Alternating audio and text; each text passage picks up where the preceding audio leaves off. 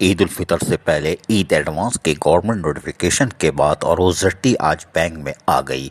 इसके बाद बल्दियाती इदारे यानी कि डीएमसीज हरकत में थे और उन्होंने कार्रवाइयों को तेज से तेज कर दिया और हुस्न इत्तेफाक से बल्दिया कोरंगी ने हमारे जराये के मुताबिक बैंक में चेक जमा करा दिया है और फिर मैसेज आना शुरू हो जाएंगे। कल आएंगे, कल कल कल और मैसेज कल आ जाएंगे। उसके बाद एटीएम वाले ले लेंगे और जुमेरात को चेक वाले भी ले लेंगे, क्योंकि शायद 21 सारे जुम्मे की है तो फिर छुट्टियां पड़ जाएंगी।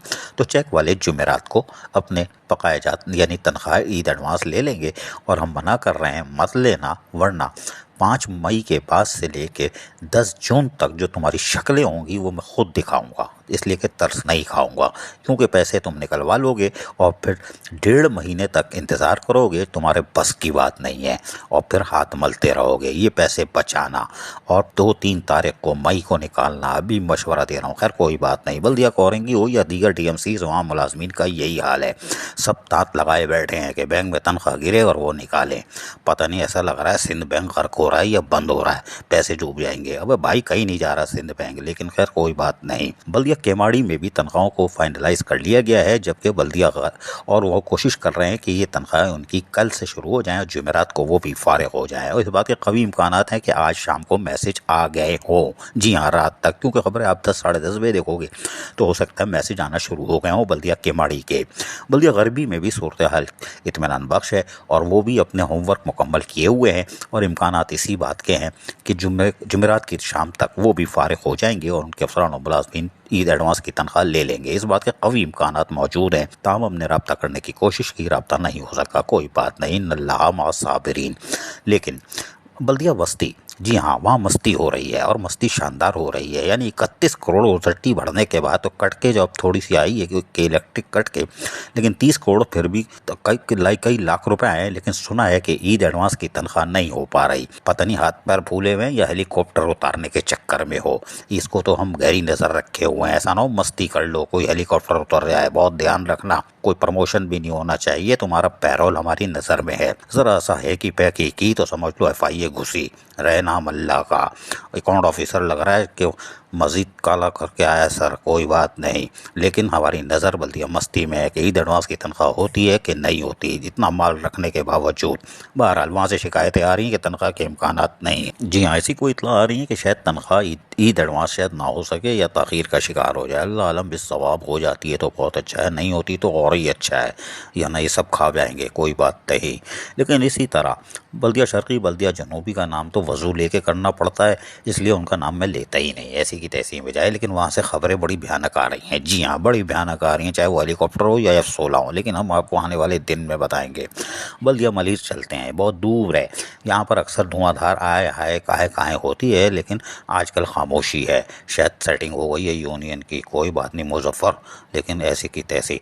अब हम आपको बताते हैं, बल्दिया मलिर में 4-5 डिपार्टमेंट की तनख्वाह रह गई है और वो भी कल ऑडिट हो जाएगी या आज ही ऑडिट हो जाएगी। और उसको कोशिश कर रहे हैं, क्योंकि ऑडिटर 2 जगह है। एक जगह वो फंसी हुई हो, बहुत बुरी तरह फंसी हुई हो, और हो सकता है FIA के हत्थे भी चढ़ी हुई हो, इसलिए कि सारे काम वही हुए हैं। जो भी FI की इंक्वायरी होगी उसमें जिम्मेदार एडमिनिस्ट्रेटर, म्युनिसिपल कमिश्नर और फिर ऑडिटर लाजमी होता है फाइनेंस के साथ।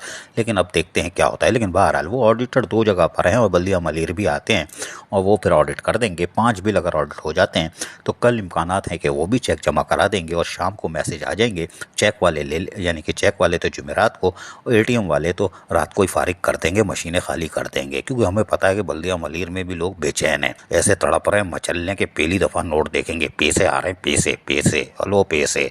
5 मई के बाद तुम्हारी भी शक्लें देखने वाली होगी।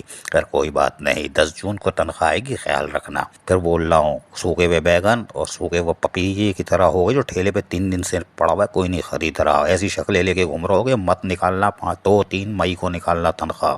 लेकिन बहरहाल हम तो समझाना हमारा काम है। लेकिन बल्दिया मलिर भी कोशिश कर रहा है कि जो कल उनकी तनख्वाह का मैसेज आ जाए और जुमेरात को सब चेक से तनख्वाह ले लें। सिंध बैंक वाले लुटे हुए हो, टाइट लुटोगे तुम लोग। यदि बेचैन हसीना है, ये कोई भी नहीं छोड़ेगा माल। जी ऐसा लग रहा है सिंध बैंक में ताले पड़ने वाले हैं, एल्फी लग जाएगी। खैर कोई बात नहीं, बल्दिया मलिर भी कोशिश कर रही है और करनी चाहिए।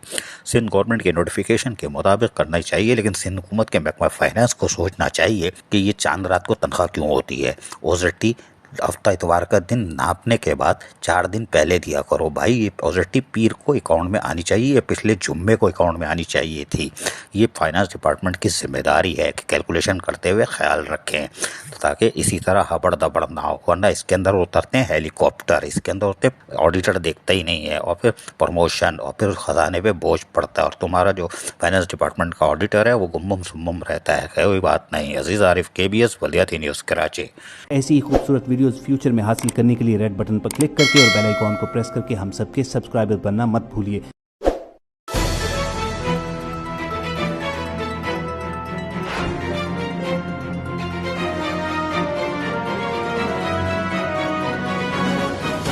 KBS बलियाती न्यूज़।